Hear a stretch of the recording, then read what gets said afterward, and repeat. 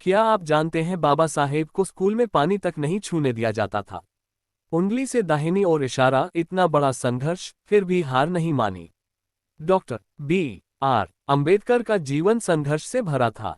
बचपन में उन्हें स्कूल में अलग बैठाया जाता था। उन्हें पानी तक छूने की इजाजत नहीं थी, लेकिन उन्होंने हार नहीं मानी। उन्होंने पढ़ाई जारी रखी और विदेश जाकर कई डिग्रियां हासिल की। समाज के भेदभाव के खिलाफ लड़ते हुए उन्होंने भारत का संविधान बनाया। उनका सबसे बड़ा संघर्ष था समानता के लिए लड़ाई, और यही उन्हें महान बनाता है। क्या आप जानते हैं कि आज जिसे हम भारत का संविधान निर्माता कहते हैं, उस महान व्यक्ति को बचपन में पानी तक छूने की इजाजत नहीं थी। जी हाँ, हम बात कर रहे हैं B.R. अंबेडकर की। आज हम जानेंगे उनके जीवन के उस सबसे बड़े संघर्ष के बारे में, जिसने न सिर्फ उनकी जिंदगी बदली बल्कि पूरे देश की तकदीर बदल दी। उद्धरण चिन्ह। अंबेडकर का जन्म एक ऐसे समाज में हुआ जहां जाति के आधार पर इंसानों को ऊंच नीच में बांटा जाता था।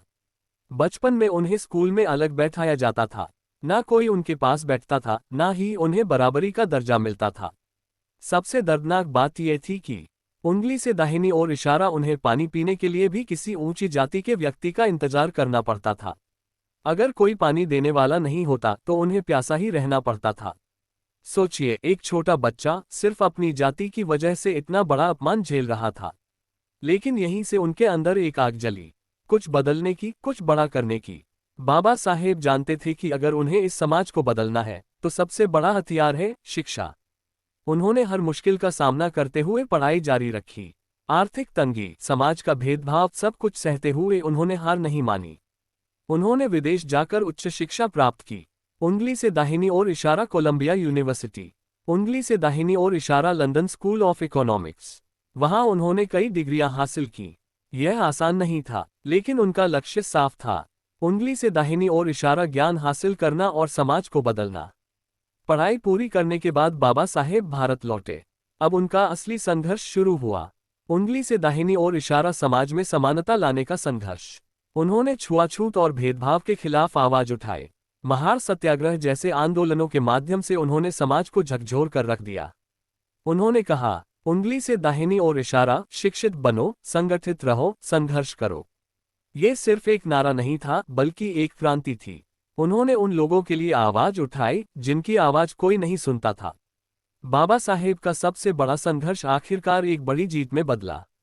उन्हें भारत का संविधान बनाने की जिम्मेदारी दी गई। उन्होंने ऐसा संविधान बनाया जिसमें हर इंसान को बराबरी का अधिकार मिला।